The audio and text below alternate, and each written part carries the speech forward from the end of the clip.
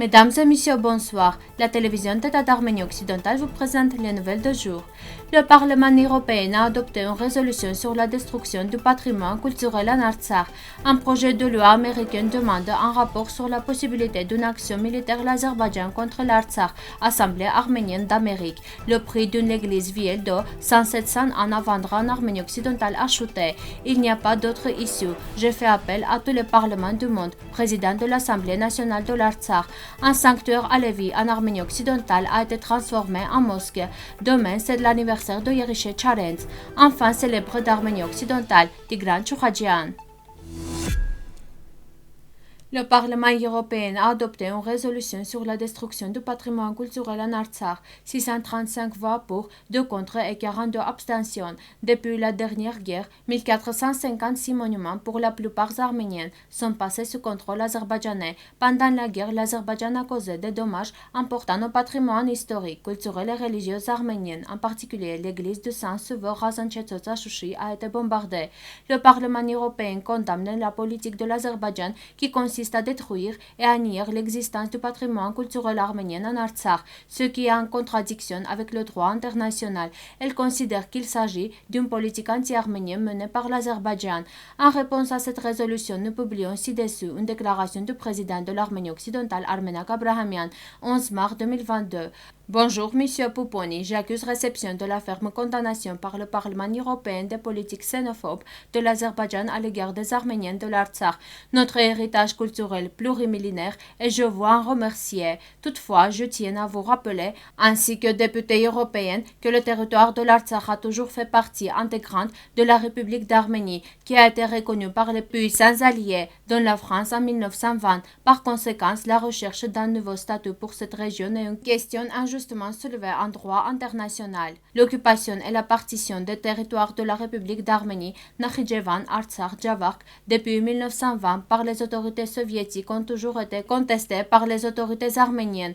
Les allégations revendicatives de l'Azerbaïdjan pour l'Artsakh ont non seulement fait l'objet de plusieurs guerres, mais aussi de l'extermination massive de la population arménienne. Je tiens également à noter qu'il est injuste de présenter délibérément la population arménienne de l'Artsakh comme une minorité, alors qu'il est très facile de démontrer que cette population est majoritaire et de plus être autochtone sur son propre territoire depuis plusieurs milliers d'années. Article 14 de la résolution sous-mentionnée, reconnue par l'Organisation des Nations Unies le 13 septembre 2007, relativement au pacte international relatif aux droits civils et politiques, relativement à la Déclaration universelle des droits de l'homme et à la Déclaration sur les droits des peuples autochtones. Respectueusement, Armenak Abrahamian, président du Conseil national d'Arménie occidentale.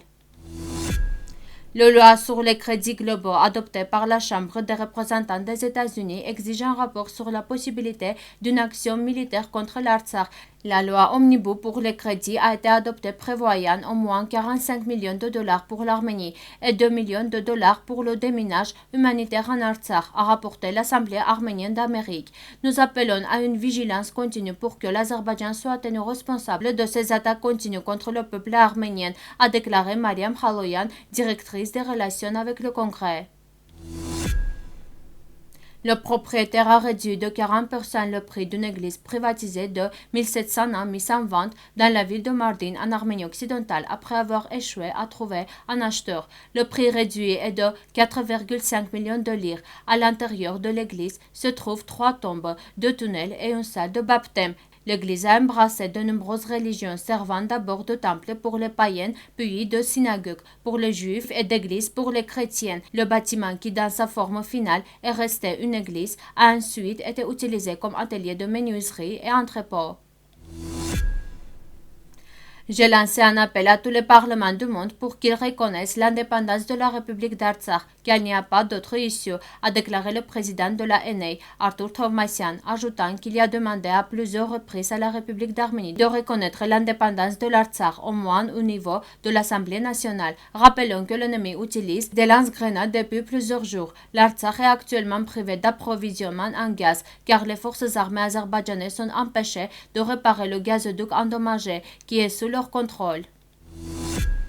La tombe de Shah Kalender est un sanctuaire pour les Alevis en Arménie occidentale occupée. Le bâtiment d'Ankara a été transformé en mosquée par le gouvernement. Selon les informations seules, les responsables de la religion musulmane peuvent y prier et les propriétaires actuels du bâtiment ne peuvent prendre part à aucun rituel. Murtaza Demir, président fondateur de l'association culturelle Alevi, a déclaré que l'État avait confisqué le sanctuaire, ajoutant qu'ils allaient déposer une plainte contre l'occupant des affaires religieuses et d'autres autorités compétentes. Pour rappel, des actes de violence similaires ont eu lieu contre des églises et des sanctuaires arméniens construits dans toute l'Arménie occidentale, mais les auteurs sont restés impunis. Yeriche Çarens, Yeriche Abgari Soromonyan, né le 13 mars 1897 à Kars, Arménie occidentale, décédé le 27 novembre 1937 à Yerevan.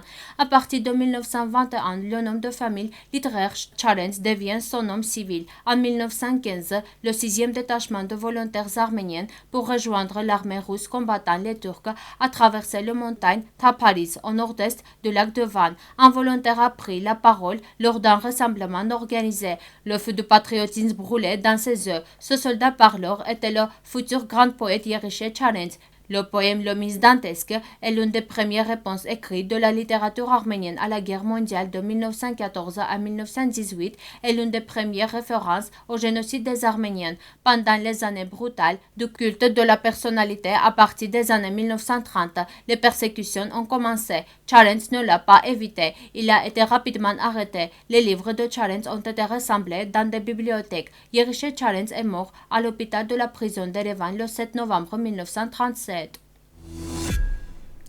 Tigran Choukhadjian, né en 1837 dans la famille de l'horloger royal Gevorg à Constantinople, a attiré l'attention de la communauté musicale à l'âge de 15 à 16 ans avec ses performances au piano. Le compositeur, chef d'orchestre et fondateur de l'Opéra national arménien était l'un des premiers compositeurs arméniens ayant reçu une formation musicale supérieure permettant de vivre et de travailler en Arménie occidentale. En 1872, Choukhadjian est à l'origine de la création du théâtre musical arménien qui sera plus tard rebaptisé Théâtre arménien d'opérette turc. Tigran est le fondateur de l'opéra arménien.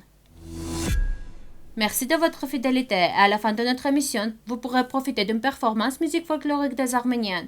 Vous pouvez écouter la version complète de la musique sur notre site web.